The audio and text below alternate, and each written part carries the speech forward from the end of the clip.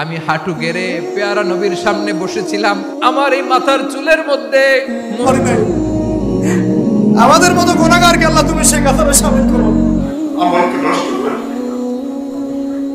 বন্ধুরা, আজকে আমরা দেখবো আমাদের প্রিয় হুজুররা কি এমন ওয়াজ করতেছিল যে তারা মাঝপথেই কেঁদে দিল। তাই আপনারা যদি হুজুরদের ভালোবেসে থাকেন তাহলে ভিডিওটা সম্পূর্ণ দেখুন। তো চলেন শুরু করা যাক আজকের ভিডিও। প্রথমত এখানে এই হুজুরটি মায়ের ওয়াজ করতেছিল, ঠিক তখনই তার নিজের মায়ের কথা মনে পড়ে যায়। তারপর পরে হুজুরটি অঝরে কেঁদে দেন।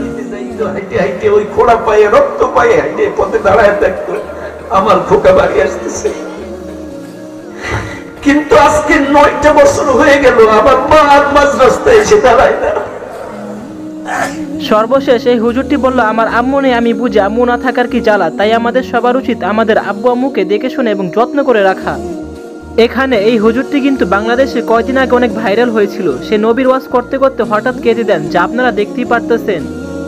দাঁড়াইয়া পড়তেছো, চোখ বন্ধ করে যারা হজে গেছো, মনে মনে নবীর রওজার সামনে দাঁড়াইয়া যাও। সুবহানাল্লাহ। আসলে ভাই, যারা নবীকে ভালো মতো চিনে এবং জানে তারাই কিন্তু নবীর জন্য অনেক কাঁদে। কান্না দেখে আমারও কান্না চলে আসছে। আমি মাহফিল শেষ করে আমার কুমিল্লাস্ত বাসার দরজায়। বন্ধুরা, এরপরে হলো আমাদের সবার প্রিয় আজহারি, যে কিনা বিশ্বনবীর হাদিস পড়তে গিয়ে কেঁদে দেয় এবং সেখানে থাকা সাধারণ শ্রোতারাও কিন্তু তার সাথে সাথেই কেঁদে দেয়। আবু মাহাজুরা বলে, আমি হাঁটু গেড়ে পেয়ারা নবীর সামনে বসেছিলাম, আমার এই মাথার চুলের মধ্যে মুবারক হাত লাগিয়ে বিশ্বনবী নিজে আমাকে আজানের প্রতিটা বাক্য শিক্ষা দিয়েছেন। বিশ্বনবীর মুবারক হাত, পবিত্র হাত আমার মাথার চুলের যেই জায়গায় লেগেছে, আমি চাই ওই চুলগুলা নিয়ে আমি আমার কবরের ভিতরে যাব।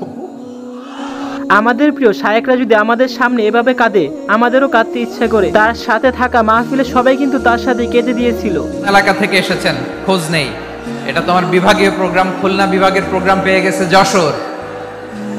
মাশাআল্লাহ। এখানেও কিন্তু এই হুজুরটি অর্থাৎ আব্দুর রাজ্জাক হুজুরে কিন্তু তার নিজের মায়ের কথা স্মরণ করে হঠাৎ কেঁদে দেয়। আমাদের উচিত আমাদের আব্বু আম্মুকে দেখে শুনে রাখা। আপনারা একটু দেখেন কিভাবে কাঁদে অঝরে। পিছিয়ে কিছু রাস্তা আসলো, তারপরে দেখলো যে ছেলে আর ফিরবে না, তখন আমার মা ফিরে চলে গেল। তুমি তাকে ক্ষমা করো, তার কবরের শাস্তি তুমি মাফ করো। আমার মায়ের জন্য আমার এই দুটো দৃশ্য খুব মনে পড়ে, তুমি আমার মাকে ক্ষমা করো। আসলে ভাই, এগুলা দেখে সবার কান্না আসে ভাই। তাই সবার উচিত সবার আব্বু আম্মুকে যত্ন করে রাখা। এর পরপরই হলো আমাদের সবার প্রিয় শায়েক আহমদুল্লাহ। সে এক যুবক ভাইয়ের সোশ্যাল মিডিয়া নিয়ে প্রশ্ন শুনে কেঁদে দেয়। আপনারা নিজেরাই দেখে নিন। এই প্রশ্ন খুবই কষ্টের প্রশ্ন, কারণ আমরা যারা মিডিয়াতে কাজ করি, আল্লাহ মাফ করো, ইখলাস আমাদের জন্য অনেক কঠিন। মানুষের কাছে বাহবা পাওয়া, মানুষের হুজুর আপনারা সবসময় সত্য কথা বলবেন, ইনশাআল্লাহ আল্লাহ আপনাদের সাহায্য করবে, হোক সোশ্যাল মিডিয়া হোক সরাসরি লাইভে। আমরা সবাই আপনাদের সাথেই আছি। এরপরে হলো আমাদের সবাই প্রিয় আবু তোহা আদনান ভাই, যে কিনা ফিলিস্তিনি ভাই বোনদের সাহায্য করতে না পারায় ওয়াজে কেঁদে দেন। আহারে ভাই, ব্যাপারটা ভাবতে অনেক কষ্ট লাগে, আপনারা একটু দেখে নিন। আমার তো পুরা কান্না চলে আসছে। আশা করবো আল্লাহ পাক যেন ওই ক্ষমাপ্রাপ্ত বান্দাদের মধ্যে আমাদের মতো গুনাহগারদেরকে শামিল করে।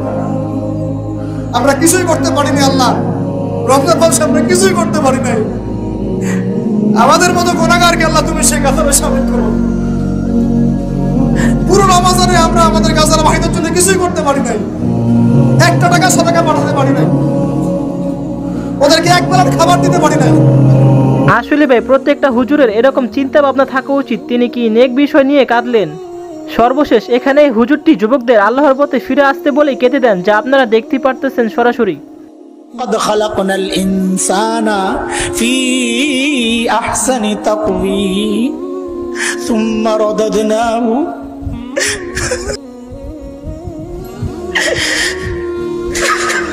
তো বন্ধুরা, আজকে এই পর্যন্তই। আর আপনাদের পছন্দের হুজুরের নাম কি আমাকে অবশ্যই কমেন্টে জানাবেন। আর সবাই ভিডিওটাকে লাইক আর সাবস্ক্রাইব আর পাশে থাকা বেল আইকনটি অন করে দেন। তো আজকে এই পর্যন্তই, আল্লাহ হাফেজ।